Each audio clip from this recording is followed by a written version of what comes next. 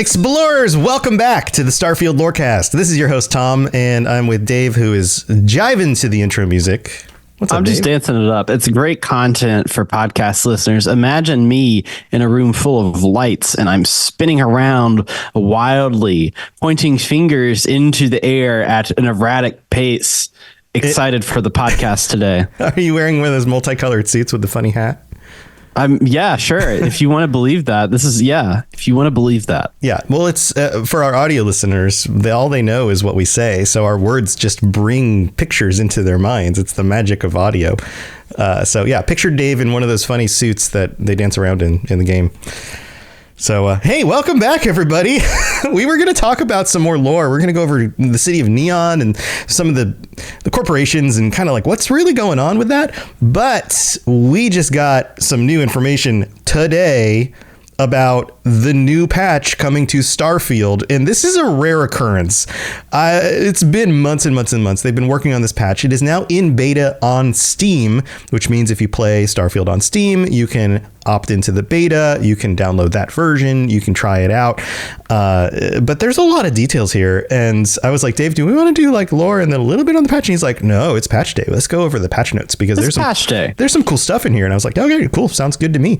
So here's where we are. This is Starfield Update 1.9.47.0, and we have the patch notes. And buckle your seats because Dave and I we're just going to jump into this. We're going to give you some of our thoughts. And so you are also aware, this is in the beta, which means some of these might be different by the time it's actually put in the full game, but most of this will probably carry forward unless they discover some other glitches or something that they can't move that into the main thing. So here we are. Here's what they say on the website. It says, our latest update is now available in our Steam beta. This update brings over 100 fixes and adjustments, most of which focus on quality of life improvements and quest fixes. Our full list of patch notes is below. We believe we got that pesky asteroid follower this time. We'll talk about that. We're grateful for all the feedback we've seen and received, and we'll continue to monitor and track your issues and critiques. As we noted last year, we'll continue to have a steady stream of updates about every 6 weeks. So if you don't see your issue address below, don't lose faith. Keep sharing your feedback and issues so we can do our best to prioritize. Thank you again. See you in the Starfield. So confirmation that they're going to keep up with this and that they've been listening to not only our issues like the bugs and things, but our critiques of the game. What do you think, Dave? I think that's a good outlook. I think that they're going to try to really focus on getting those bugs and fixing those things that are blocking or are necessarily annoying to players that are pretty like front end, I would say. I think that's a big concern for them is getting their systems as they've designed them working, and then focusing on adding onto that. Seeing what this DLC is going to be all about. I imagine probably around summertime we'll be finding out about DLC stuff, but I think this is all good. Yeah, no, I think it's really cool. So here, let's just dive in. They've sectioned this off into different sections, and we'll go over most of these piece by piece, but some of them we're just kind of going to lump in because it gets a little boring if we focus too much on the nitty gritty details of like this one random quest where the door didn't open, that kind of thing. But here, let's get into it. Fixes and improvements. Animation. First category. There are two main points here. I'm going to put this up on the screen. So if you are listening, you can look up the YouTube version of this episode and you'll see the notes yourself. Animation. Here we go. I'll read these out and Dave, you give me your thoughts and we'll kind of banter on this. There's two here. The first one says fixed player characters' eyes remaining closed instead of blinking in third person view. So this has happened to me because I am playing a character called a Grandpa Goose Galacto. Wait, what? Yeah, I thought you were a space pirate. Is this the same character? This is a new guy. This is a different one. I just started new, like not even like New Game Plus, just like I wanted a new guy because here's the thing. I went and I invested in all these skills and I was like, well, I don't really like what I don't like what I've made. Yeah, because when you go through the Unity, spoilers, some of the stuff carries through. So yeah, but I don't like what I've made. I don't like the person I've become. I've just been wildly living the Starfield life, and there's been no changing it. So anyway, I'm playing a character named Grandpa Goose Galacto. He's an old man. He's a grandpa, and the thing with this bug is I just thought that was how old people looked in the game. So wait, I would pan over to him, he'd look like his eyes like shut and he's got this stringy gray hair. I'm like, wow, they really made him old. He can't even see out of his little eye holes. That's weird. That's amazing. I don't think I've come across this, but I also don't look at my character in third person very often. I'm very much a first person. When you have a dapper silver fox like Grandpa Gus Galacto, then you need to look at him. You need to make sure he's really styling. He has that like stringy hair that's like long and patchy in different places, you know. Yeah. You gotta look, make sure that you're like got your grandpa's, what do we call it, like grandpa star fashions, grandpa space fashion, star fashion, retro space. Okay. All right. So, so that'll be fixed for you. And then Grandpa will all of a sudden have his peepers back. I can see grandchildren come here. I can see again. It's a miracle. I can see God, Howard. Your beautiful faces. Oh, it's been years. Been years. All right. Well, at this pace. I've just been stumbling everywhere. I think I found this thing called the Unity. I just went in. Oh man! At this pace, this podcast is going to be 10 hours long. Here, the second one. We don't need the lore. We got patch notes. We got patch notes. All right, we have our own lore to add to this. All right, the second one says addressed rare cases where small animation pops could be seen in third person. So they kind of smoothed out the animation a little bit. Yeah. So hey, good stuff. If you like to play in third person, which I think more and more people who play Bethesda games do, because a lot of YouTubers will do third person stuff, so you can see the gear they have and those kinds of things. I think it's becoming more popular. Whereas like a decade ago, I don't think anybody really played Skyrim third person, right? I mean, unless you're, super weird. But I mean, I love my weirdo friends, We love you, weirdo friends. There goes 20% of our audience. All right, next section, creatures and enemies. Here, I'll put this back up on the screen. Fixed incorrectly invisible creatures on some planets. Did you ever come across this? No, but I did read this Reddit thread. That was I did too. Yes. Yeah. They're talking about how they had this encounter on this planet where it's just invisible creatures, and they thought it was just the planet of invisible creatures, and so it was like absolutely terrifying. They're like, every creature's invisible. Oh no! But then they had to use the lasers on their guns to be able to identify where the creatures were, because I guess it refracted the light a little differently. And they were like, oh, this is a really cool horror planet, but it was just a glitch, which makes that sound really cool now. Maybe they should make an invisible creature. Like, what if creatures evolved to be so good at camouflage that they just can turn invisible? I mean, that's like, what do you get? Those death claws that are just invisible. I forget what they're called. The Nightkin. No, the Nightkin. Nightkin. Yeah. Maybe the Nightkin started as a glitch, Maybe. I mean, they do have devices that do that, but like maybe these things could evolve naturally. Anyway, the second point here is fixed an issue that could occur on some enemies, causing them to stand instead of falling to the ground. I'm imagining shooting an enemy and it just all of a sudden standing upright rather than toppling over. I haven't come across this. I've come across that one. And I was recently doing the Mantis storyline where you have to go through the Mantis space and everything. Mm-hmm. And there's a lot of fighting with that. And I just killed a guy and he just was like, attention. Yes, sir.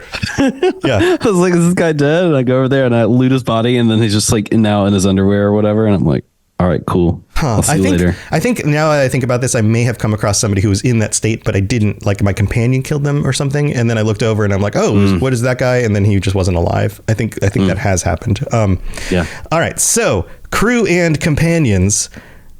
Here we go. Fixed crew members and companions positioning near the cockpit as fast traveling to the ship. So I guess they don't want them all necessarily in that one spot.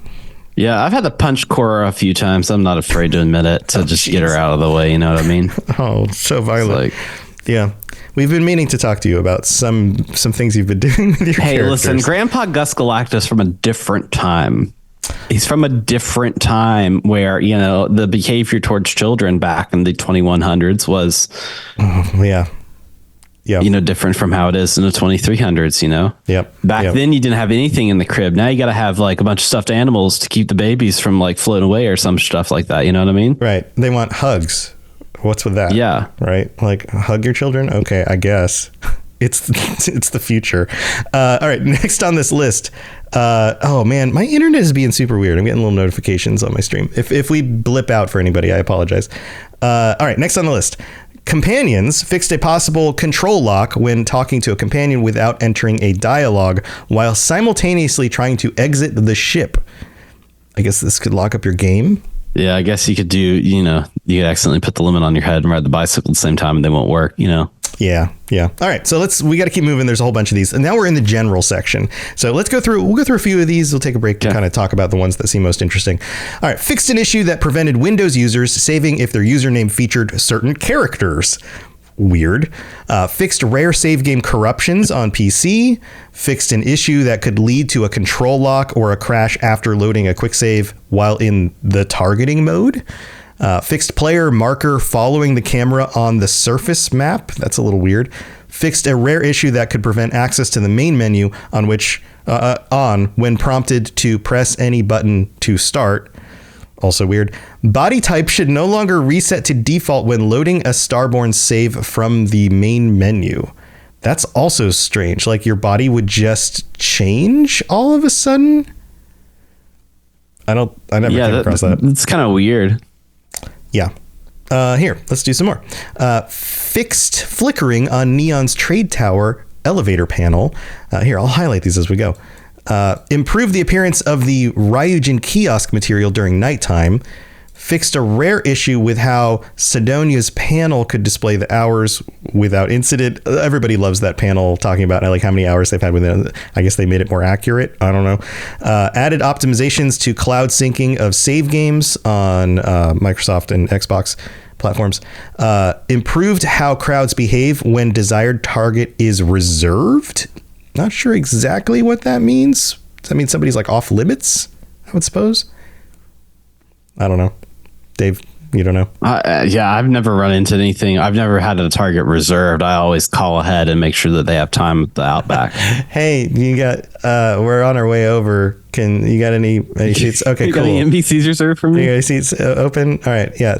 Party Make 4. Sure everyone in the crowd reacts properly. Party 4. Make sure everyone reacts. Also, I'm coming to shoot you in the head. Cool. Thanks. Bye. Cool. Later. Later.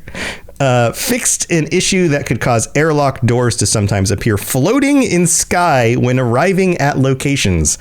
Also haven't seen this one, but that seems super cool. Too bad I'll never get to experience that. Or I could just play on the unpatched version until I do. Maybe that's true. That's the new speedrun. Speedrun floating doors %. I like that. Yeah. All right. Fixed unintended text appearing on the shipbuilder's UI. Fixed game session not properly resuming from shutdown in energy save modes. I'm sure that's a pain. I've had that happen to me several times where I go to play it and it's like, oh, you started to play this. Guess what? It crashed. You got to start again. I'm like, okay, fine. I'll take the extra 2 seconds. You bastard. Right. Come on. What are you doing? Oh, Xbox. And then one more. Various stability improvements. Oh, thank God. I'm sure there's a whole list of those, but that's what we get. All right, let's move into this next section because this is graphics, and these are the things that you may or may not notice a little bit more than some of these crashes and things that maybe you didn't get. Like I don't play on Xbox, so I don't have that Xbox issue, right? All right, graphics. Here we go. Improved widescreen support. I am a fan of this one because I play on an ultra wide. This includes 32 by 9, 21 by 9, which is the screen I have, and even 16 by 10, which is like that's old timey monitor parameters, right? I don't know anybody who plays on a 16 by 10 screen anymore, but I guess some people do. So they fixed it. I didn't notice any widescreen issues before. I haven't this is one of the first, this and I guess Fallout 76 are the first 2 games that they actually implemented widescreen support in a way that you didn't have to mod it in. So maybe there were still some issues with that and it got better. All right. Added support for stars displaying sun disk geometry. This is one of multiple updates that they've mentioned where they've improved the way the planets and the stars and kind of the astronomical stuff looks. So that's pretty cool. Like this one, shadows can now be seen on planet rings from planet surface. Makes it look a little bit more realistic for your screenshots. I know a number of you out there love taking some really cool screenshots from some really cool locations. Here we go. Improved eyes and skin in crowd characters. They got that retinol, baby. They're getting that. Yeah, this is one of the ones that people have talked about, how they're like, oh, Bethesda characters always look uncanny valley. They're always a little bit awkward looking. I'm interested to see what this actually does and how this actually looks. Like, does it fix Everybody's looking a lot cuter. I guess. Take care of the skin and eye issues, I guess. Getting that moisturizing cream, doing a little eye mask every night before the NPCs go to bed. They're like, you know what? I want to be reserved today. I want to be reserved. Right. I want to get on that reserve list. Next on the list, improved reflections on water. That's nice. Improved contact shadows on character skins for different levels of quality settings like PC, medium, high, ultra, also on Xbox. Improved contact shadows on character cloth. That's nice. Improved contact shadows on first person. Improved lighting in character generation menu. So a lot of this like lighting and shadow stuff they've been improving. So improved lighting on, I just read that. Reduced the appearance of some minor artifacts during cutscene camera transitions. That's nice. It's nice to have cutscenes not look weird. Fixed flickering on a number of VFX like sandstorms, corrosive liquid pools, waterfalls. Fixed a rare issue where the camera would lock while in head scanner mode whenever watching flying fauna. Only on Xbox. Did you come across this one? This is super weird. No, but I'm reading ahead and I've got some thoughts. All right. Well, just chime in. If I hit one that you got some thoughts on, I will. Yeah. All right. Fixed potential control lock when opening a game menu a moment before triggering a dialogue with another character. Okay. Addressed various shadow popping, flickering artifacts, more shadow updates, improved the visibility of the sun's lens flare during sunrise and sunset. That's cool. That'll make for some better, more interesting looking sunrises and sunsets. Fixed a rare issue where foam or grime would not show up. Because sometimes you want to see the bubbles. Sometimes you want to be dirty. Or you want to see the dirty, and then you want to see the bubbles clean the dirty away. That's what I say every time I take a shower. I'm like, look at that dirty. Come on, bubbles, clean the dirty away. All right, let's move on to the next one. Fixed rare flickering VFX that could occur in space. More of this flickering stuff. Fixed rare hair flickering. I don't know. I don't design 3D software, but I would imagine there's probably a similar thing going on with things that... Flickering is a very weird word. It kind of feels a little dirty to me, you know? Yeah. But also is like, you know, it's supposed to be spooky, like all the lights are flickering. But like, you would also maybe find an elf named Flickering if you went to Santa's workshop. Like, it's a very strange word. You know what I mean? Yeah. You know what word always felt dirty to me? You know, when you're driving near an interstate and there's like a little road that kind of goes adjacent to the interstate, and it's almost always called a frontage road. Yeah. Frontage sounds like something that you would rate a movie R for.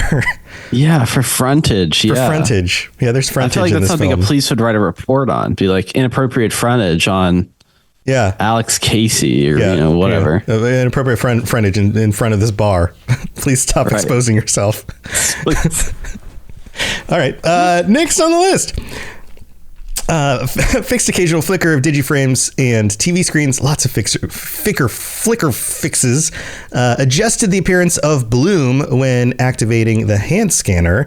Improved the appearance of clouds during weather transitions. Fixed rare cases where alignment of grass and wind could appear disconnected, because it's gotta make sense when the wind blows that it's moving the grass, right? Yeah. This is interesting, though. This idea that there's digital wind on the planets. Like, I never thought about this. Like, if you have a tree or grass or something that shows the movement of the wind, then you animate the tree to make it look like it's blowing in the wind, right? But it's I would assume they have at least some sort of setting that applies wind to the conditions. Like, I'd never noticed while boosting, like getting blown around, but maybe I need to pay more attention. Yeah, maybe that's like a physics thing that they have addressed, because I know a lot of things are getting more into that like physics based, like Unreal and like all the major engines are going more physics based rather than animation based. And so it's like naturally like foliage and stuff naturally like going through the wind. Programmers don't have to really 100% program the leaves going through, but they have to set the different, like, you know, strength of whatever as like the wind goes through it. That's me explaining how to program a video game after never really actually programming a video game, but you get what I'm saying. Yeah. All right. Next on the list, reduced bloom intensity effect while motion blur is active. I guess those two things weren't working well together. Here, I'll put it back up on the screen. Addressed issue with concealment effect, not always applying when using the hand scanner. Okay. Fixed visible edge of the ocean in the distance when seen from a very high point of vio. I haven't been now, to... this one is interesting because did somebody go to the top of a mountain and be like, holy fuck, the earth is flat? maybe it's perpetuating flat earther conspiracies. Yeah. It's I've never come across this, although I've spent most of my time on planets that didn't have an ocean, or at least I didn't land near the ocean. And a few weeks into the game, I realized, I was like, you know what, I really haven't seen an ocean. So I actually went out and started looking for landing sites that were close to water that would show the ocean. Eventually I found one, and I was like, okay, that's the ocean. I did it. Ran around in the water a little bit, and I was like, all right, I guess this is how oceans are rendered in the game. And then from that point on, I haven't really thought about it too much. All right, next on the list, fixed rare white flickering dots around characters' hair during cutscenes. I have seen this. Have you noticed this one? I haven't been paying attention to my character's hair in cutscenes, no. It's like these weird little, artifacts, kind of like the flickering hair itself. It's like these little pixelated artifacts, if I remember correctly. Generally, if you see that in real life, you should go to the doctor. Yeah, that's just my thought. For me, that means a migraine's about to hit. Right? Yeah, it's about to go down, man. Oh no! Don't no white flickering. All right, fix the readability issue in the star map when using large menu font mode. Okay. I don't use large menu. I don't use big fonts, but okay. I'm sure that if that's, I don't know how many people that's happening to, but it's fixed. Fixed inventory menu occasionally failing to generate previews when using a mouse. I use a mouse and I haven't really noticed this one. So when you play on Xbox, fixed a brief depth of field issue that sometimes occurred when aiming, alt-tabbing, or leaving a dialogue screen. I did notice some wonkiness with the depth of field. This may address that. Fixed occasional lighting transition issues after loading or exiting a location. More lighting updates. Fixed an issue that could cause intermittent bands to appear in distant fog. Cool. Fixed a rare issue that could cause fog color to appear inconsistent. Fixed a rare issue that could cause rocks to disappear near the player on the planet, the surface of a planet. That feels like one of those like mip map sort of things where the game unrenders things at a certain distance. I mean, mid-maps are for textures where it does lower resolution textures, but at the same time, like the rocks you can see up close at a certain distance, they're so small, so the game stops rendering them to save frames and stuff. Right. It's like when people were using, like people in Cyberpunk were using scopes to look at Night City, and then like the cars were just like, they looked like little cardboard cars. Yes. That, like you'd stand up and they were just like moving across the screen. Right. Yeah. Like, they were basically like you don't rectangles. need to render those, but they're out there at a far enough distance. If it's a very low detail, you can't tell, but when you zoom in, so it seems like maybe some of the stuff that was closer to you was unrendering in ways that it wasn't supposed to. All right, we're almost at the end of the graphics. Fixed a crash that could occur when switching to DLSS with dynamic resolution active on PC. That's good because a lot of people are using DLSS in order to get better frames. Fixed flickering and delayed shadow sometimes occurring after unpausing the game. More shadow and flicker fixes. Fixed various FSR2 and DLSS artifacts, noise, black dots, and ghosting. That's great because they implemented that, I believe, in the last patch, even though that was months ago now. But now they're continuing to improve it. Fixed flickering when using the hand scanner with DLSS enabled. So that's good. I didn't notice that. I've been using DLSS. I hadn't noticed that one, but maybe I'll look for it if I play later. Fixed initial lighting conditions when landing on a planet. Okay. Fixed lighting at 73 locations. So it seems like they've gone through and just been, I guess, let me back up. There's a lot of question as to like, if Baldur's Gate 3 can just drop new patches every week, why is Starfield taking so long? And we've heard from Todd Howard himself that they have like 240 people still working on Starfield. But I would imagine that going through all of these different locations, and especially doing something like improving lighting at 73 different locations, takes a lot of time. Things like that. So I would imagine that since all of these have similar fundamental code, I would assume, with shadows and lighting and flickering and all of that, that you would also want to make sure that that actually looks correct across so many different places you can go before putting it out there. So this might give us some insight into why this has taken as much time as it has. All right, one more on this list. Fixed various geometry, texture, and ghosting issues. So there you go. That's the graphic stuff. I would love to hear from any of our listeners or viewers. Join us on the Discord. Let us know if you've come across any of these issues, what issues that you've been experiencing, think that they really need to focus on for the next patch, all of that. But we've got to take a break. We've got some more stuff to go over. We have to go thank our patrons, and we'll be right back.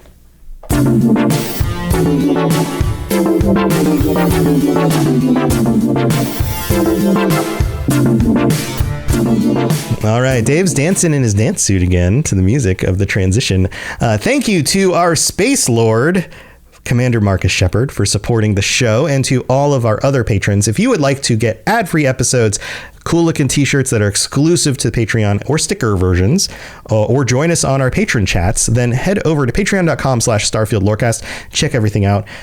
We've got 31 days in this month, but we have an episode coming up next week that's a regular episode. And then on the 29th, which is a Monday, we usually record our patron episodes on Mondays. So the next patron episode will be on the 29th. You've got plenty of time to sign up if you want to join us for that. And we'd love to have you as a guest on the show. Also, if you'd like to help us out in other ways, you can leave a 5-star review on Apple Podcasts. You just need an account. You don't need to listen on the platform, but those reviews make their ways across the internet, and they're very helpful. And we got two new ones that came in. Dave, check this out. We've got Ollie Bama in the United States, who writes, "Great job. Thanks for explaining the differences between the UCFS Collective and House Varun. Also, the story of the Narion War as well. It has made the game a lot more interesting now that I know the backstory for each group and what they are about. Enjoying the podcast." So thanks, Ollie. And we've got one more. It's easy. I like having the reminder of what's going on, I like having that reminder, because sometimes I get lost up in it. Even me. If somebody needs to make a podcast for me where we do the podcast, and then I can, oh wait, never mind. Sorry. Somebody else should just do our show for us, and then we can go listen to their show. And then we can do a show. Yeah. And then we can just write down all the things they say, and then we'll just say what they said. That'll make it so much easier. Yeah. Instead of having to piece things together and put up a clue board somewhere. Show notes. Nah, we're just going to export. We're just going to use AI to export the audio and put it on a page, and we're just going to read it. Yeah. That would be super dumb. We've got another one from Flo390 in the United States, who writes, "Best Starfield lore podcast. As someone who has looked forward to the game since E3 2018, yeah, tell me about it, and has been playing it a ton since early access, I was hoping to find something that I could listen to and hear more about Starfield while at work. This podcast nails it. The style of the show and the content that dives deeper into the universe of Starfield is great. I'll be diving into the Elder Scrolls and Fallout lorecasts as well now after finding this one, since I've played and enjoyed those games a ton. Great podcast." Yeah, thank you. Join the network of shows. I do those other shows, but there's plenty of other shows. Dave does Rad Rolls. So if you're into Elder Scrolls and Fallout and Starfield and that kind of stuff, you probably will like that as well. Lots of great shows to check out. So Oh yeah. So thank you for taking the time to do that, for rating the show on Spotify, for sharing it with your friends, all the regular stuff. We really do appreciate you. All right, let's move on with the rest of the show.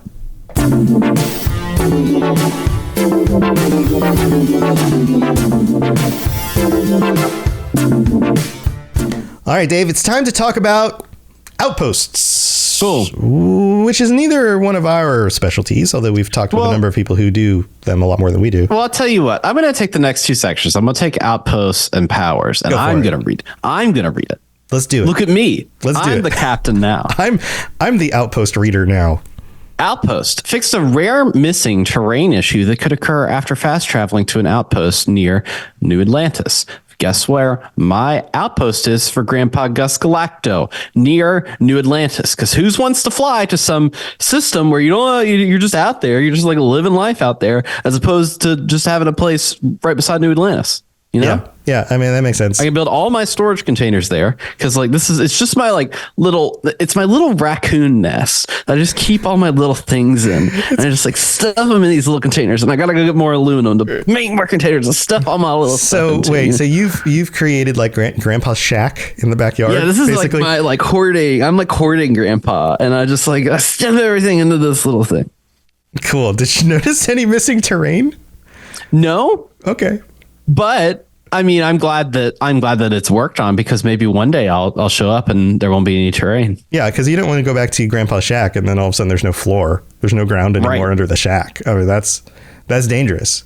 That could be dangerous. Yeah, that's an OSHA issue. If Grandpa's employing people at his shack, which I'm not sure he is. Crews and followers and all that stuff, got to sign them to do something. Anyways, all right, next. An issue that would cause bulldozed objects to reappear when returning to an outpost. Guys, I got rid of this yesterday. What the heck, man? This rock regrew.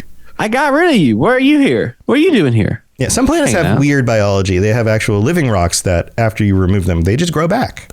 They come back. Yeah, it's part of it. Yeah. Mm-hmm. Fix an issue that caused hazard damage to remain even when the hazard was removed by bulldozing an outpost. Similar kind of thing. Yeah. Similar kind of thing. Yeah. Fix an issue where outpost cargo links would be removed from the terminal list if disconnected, then reconnected to another cargo link during the cargo ship landing sequence. Oh my God. That's so specific. Oh, this is why they need people to report bugs, because like, even if you were on the QA team and you were like testing, or like any of the staff that's been playing this game, like what is the chance that you did that specifically in that way? And then like during a landing sequence, like you're going to be disconnecting and reconnecting stuff as you build things, right? But during a landing sequence, like that's so specific. All right, one more. Specific. One more. Fix an issue where weapon cases built by the player in an outpost would populate with weapons and ammo after reloading the game. That doesn't seem like a feature. I mean, that doesn't seem like a bug. That seems like a feature. Seems like a feature. Why would you take this away? Yeah, it's like I built this case to house things, and it's how you grow. Much like the rocks in this game, it's how you grow stuff. I'm growing bullets and laser cartridges on my walls with cases. Did you know that if you build a bookcase, the books will just grow there? Like, that's just a life tip. I haven't tried. Might need to set up some more bookcases and just hope they fill in. You should. The future is very mysterious. I'm going to do powers now, but I'm going to do them in reverse order because I want to talk about the first one the most, and I want to save it for last. All right, let's do it. All right, here we go. Powers. Solar flare power now accounts for critical hits. There you go. Fix an extreme speed that would occur in 0G when using phase time power. So I wonder if that's like phase time, and then you just like you flash yourself forward. Yeah. And like break the sound barrier or some stuff like that. This is as descriptive as it is. Extreme speed that could occur in 0G when using. So if you get out of your ship in space and then you use phase time, you can just like fly around. You could, I guess. Wow. All right. Some of this is good because you may want to try doing some of these things before they patch them out of the game. The last one is fixed a rare issue that could cause phase time power to remain enabled. Hello, my name is Grandpa Gus Galacto, and I have been a victim of the phase time power lasting for too long. It just lasts, and it doesn't go away. And then you're at the bottom of a dungeon, and you're just moving in slow-mo through the whole thing. Like, when you're doing slow-mo to, like, shotgun some people or do whatever in the game, that's great. But once you're done, like, I realized that I don't want to be in slow-mo 100% of the time. Right. That's just like, you're trying to pick up stuff and you got to hold that button. You want that. You want to leap that, hold that button. Of Games Done Quick, which is going right now and raising a lot of money for cancer, which you should go watch after you're done listening to this. But yeah, no, you don't want to be in slow motion the whole time. I think from what I've seen in the community, phase time is one of the most popular powers. So I would imagine that a lot of people have encountered this one. Yes. It is VATS for people who like VATS. Yeah. It's VATS for VATS. Yeah. So there's this whole list after this about quests and random encounters. Most of these are like when you're in this one encounter and you do this one little thing in the corner of the room at midnight after the crow crows and somebody's hand disappears and then grows back. And it's like, what? Okay. So a lot of these are very specific to very specific quests. It's a good thing they're fixing them because some of them are a little bit game breaky. Some of them are just a little bit weird. If there's a specific quest you're having issues with, I recommend just looking up the list and seeing if it's on the list to fix. If you're curious about that or wondering like, oh, maybe I can finally finish that quest or whatever. Plus, it's in the list. It's in the list. It's in the list to fix. It's in the list. It's part of that list that we fixed. It's in the quest list.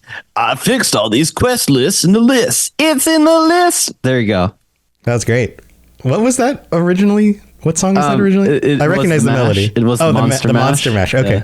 Yeah, I was like, I know the melody. I know you're riffing on something. Now we have this whole section with ships and ship customization. Do you want to do these or should I? Yeah, sure. Yeah. I got you, man. Fixed another case that could cause an asteroid to follow the ship in space. So this one floats is wonderful. I love that sometimes asteroids decide to just follow your ship around. And they thought they fixed it. It's part of the living rock system that Bethesda has implemented. Yeah, they thought they fixed it. They didn't fix it. There was actually multiple things that could cause it to happen. And so now they think they might have actually fixed it. That's wonderful. I've never noticed an asteroid following my ship, but... I haven't either. But it sounds fun. That sounds like a perk. That sounds like a Wacky Wasteland perk. You know, it's just your pet rock. Yeah. You just got a pet rock. It would be called Pet Rock, and it just follows you around. Yeah. It's just stuck to the gravity of your ship somehow. Possibly. Fixed a ship hatch being marked inaccessible after switching to a new home ship. That's probably fixed an issue where the ship could end up in an unintended state by simultaneously attempting to fast travel during a grav jump. Man, that sounds like a good way to get a cheat code, you know? Yeah. Like that's like, hey, have you ever tried to grav jump and then fast travel at the same time? You go to the next dimension, man. Yeah, like it's the modern equivalent of phasing through the wall in Super Mario Brothers. Right. It's like, have you tried to like do the blah, blah, blah? It'll blow your mind. You're fast traveling and grav jumping. You're moving to double fast somehow. It breaks the game. Fix an issue that could occur when fast traveling during ship targeting mode. Fix an issue that could occur when entering ship targeting mode immediately after selecting a grav jump. Fix an issue that caused non-functional ladders to appear when the player modified their ship with the Taiho all-in-one berth, top A, and a Demos 1x1. Wow, I sound like a total dork today. This is amazing. Like, it's just like fake ladders show up, and you're like, why can't I climb the ladder? And you have no idea that it's for decor. Yeah, it's one of these two things you modified your ship with, and all of a sudden now you have fake ladders. That's weird. Although fake ladders would be appropriate if this was anything other than Starfield, because ladders in other games don't work. So fixed an issue where the legendary ship could take too long to resume firing after the weapons were repaired. So I know that there's some legendary ships that you can fight in the game. It's kind of like, oh, secrets and mysteries. They're out there. It sounds like good space combat. So moving on, space combat should now match ground combat difficulty increase with successive trips through the Unity. So this one's interesting. Do you know about this one? I don't know about this one. Yeah. So the modifiers that they built into the game that affect how much damage you do and how much damage you take all apply to actual person-to-person combat.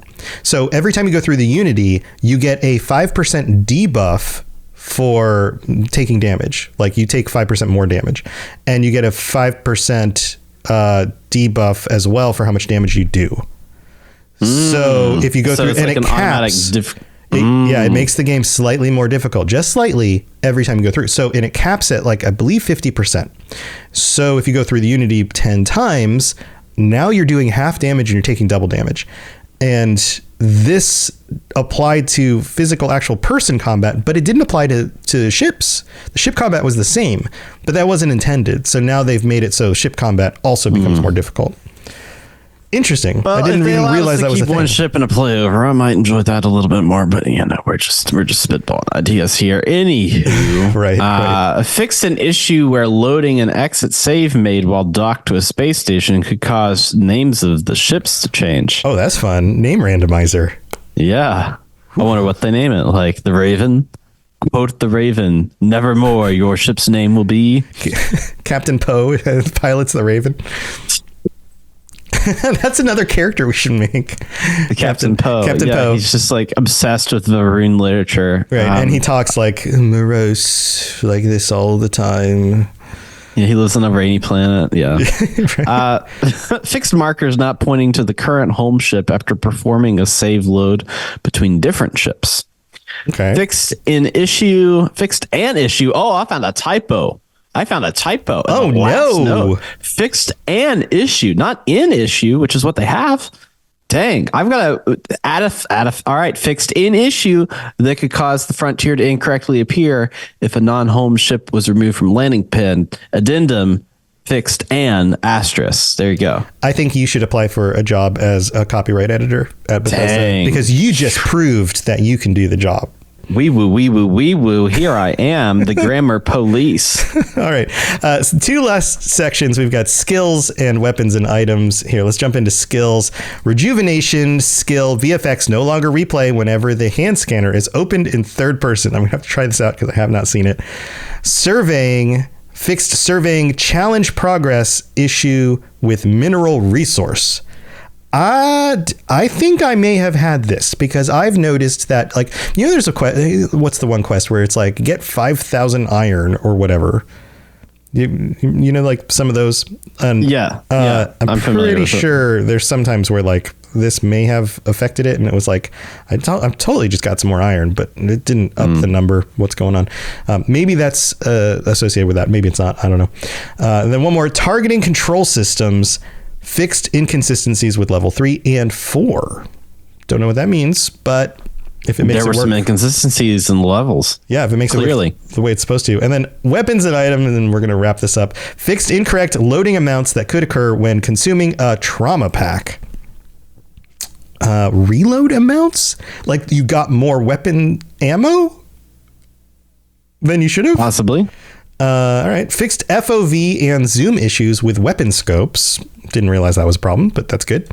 Fixed weapon sound effects occasionally continuing to play after killing an enemy. That's always exciting. When I feel like this was a thing that they had issues with in Fallout 76. Do you remember this? Yeah, I think you're right. Yeah. Yeah, like you'd fight things and they'd shoot and then they'd die and then they'd constantly still make the shooting sound or something. Pew, pew, pew. What if you did that? Like, what if that was just a thing, you know, in real life? That's what I always think. That's the first place I go. What if this was real life? What if somebody actually shooting a gun in real life continued to make gun shooting sounds after they already got killed? No, take it a step. No. Take it a step further. What if the last thing that you said or sound that you made was like continually replayed after you died? Like it was like, tell my life I love her. I love her. I love her. I love her. Boots, I love her. Boots, I love her. Boots, that it turned into a TikTok video. Yeah. Yeah, that's cool. That would be weird because like the place of your death would constantly have this echo of your last words, which would mean that most places people die. Like hospitals would be terrible. They would just be a cacophony of noise and sound, right? Yeah, like houses where a murder would happen. You go in a closet and it's just like, oh shit. Like just the right. constant. Not in the groin. Like when that's your last words. They're just going to repeat there forever. That's super weird. I also had a theory real quick when I was younger, that would be really cool if everybody could have their own personal soundtrack that just plays on them all the time. But it's just one instrument. So when you are with people you are compatible with, like friends, then the music blends together in a very appealing sort of way. But when you meet somebody who you're not compatible with, you know right away because it clashes. Yeah, you're like, oh, banjos and like a sitar. I don't know what instrument. Right, or you're just this person is in a totally different key. It doesn't even work. Something like that. All right, last one on the list. Fix an issue that could cause the helmet light to not reappear in third person after a save and load. Oh, and there was one before this. I didn't note it. Fixed turret state not being restored properly after a save and load. So save and load stuff, making sure that stuff works correctly. There's a lot of stuff on this list. We jumped over several dozen quest and random encounter updates as well. Yeah, like little Jimmy crack corn didn't show up to work that day, so you can't go on the quest that says give little Jimmy crack corn his fig Newtons, you know? Yeah, but then he shows up on your ship anyway. We didn't go over that one. As it's a ghost on the list. Maybe it is. Maybe it's not. You'll have to read to find out. Have to look it up. I don't know that we know exactly when this is going to be out live for everybody, but it is in the beta, as I mentioned at the beginning of the episode. So you can go check it out. Be aware, you're downloading a beta. They might do other weird stuff, and it probably won't have your characters. You probably just have to make a new character, try it out from there. Best kind of fish is the beta, so. Beta fish. But they don't like each other. They fight each other. You don't put more than one beta on your computer at a time. You just do one beta at a time. Only one beta. Each other. Yeah, right. If you're doing the Starfield beta, don't go try that Diablo beta. Don't do it. All right, that's it for this. I know we're getting all sorts of updates from Microsoft as we record this today about games like Avowed and a big update coming to ESO this year for the 10-year anniversary. All of that stuff is super exciting. Some of that has to do with other shows that I do. I know Lotus and I will be going over the ESO stuff in the Elder Scrolls Lorecast this week. So if you're into that, check that out as well. And Dave, I know you got stuff. Yeah. What's going on with Rad Rolls? Rad Rolls is going through. We've got our second campaign going. We've got there's just like a plethora of content. We're like 8 episodes deep in it now. We're in I think the new setting. We're about finished with the Vault of Judgment, and then we're going into my new setting called Electric Frankenstein, which is mysterious and fruitful. And there's a lot of storms. It's the post-apocalypse, zombie robots. You like zombie robots? Come hang out. Listen. Zombies? Come enjoy. And robots, but both? Yeah, zombie robots. You see, the electricity of the robots causes them to reanimate, and because they're from the scrapyard of robots, and so imagine Gen 1 Sense, but they're are all hands or whatever. Yeah, like the Toy Story 1 characters that were over in Sid's house, but they're all robots. Oh God, yeah, okay, yeah, that sounds terrifying. That's what everybody's fighting right now. I like that. Can we get that? Hey, Bethesda, can we get that in Fallout? I mean, you add it 76 fun. Or the next Fallout game or whatever. That'd be cool. It's like I'm making Fallout stories that I want Bethesda to make in my own head. Wow. You're all about songs today. This is great. I am. All right. You know what? I'm in a sing-songy mood today, Tom. Let's end this show. Let's end the show. That's going to do it for this show. You know where all the episodes for the podcast are. Whatever you're listening to this on, you can probably listen to any of the shows that we've mentioned or go to robotsradio.net. There's links over there. And we will be back next week with a regular lore episode. I hope you are all enjoying this game and anything else you're doing. Also, just a reminder, go check out Games Done Quick. They're doing an event. They do an event twice a year. This one's awesome. Games Done Quick. It runs for a week, 24/7 speed running stuff. I'm not officially associated with them, but it's one of my favorite events of the year. And they raise millions of dollars over the week for cancer. So if you know anyone who has struggled with cancer or worse, go check it out. It's super cool to watch people break. I think they're playing. I think they might have already played. They already played Starfield. So there's probably in the VODs somewhere. You can watch them speed run Starfield in 45 minutes. It's ridiculous. I know that probably isn't the exact amount of time, but it's a ridiculous amount of time and totally worth checking out. So, yeah, go check that stuff out. Thank you for being here. We'll be back next week. And until then, stay safe out there in that crazy universe and take care of your little asteroid pet that follows your ship around. See you later, everybody.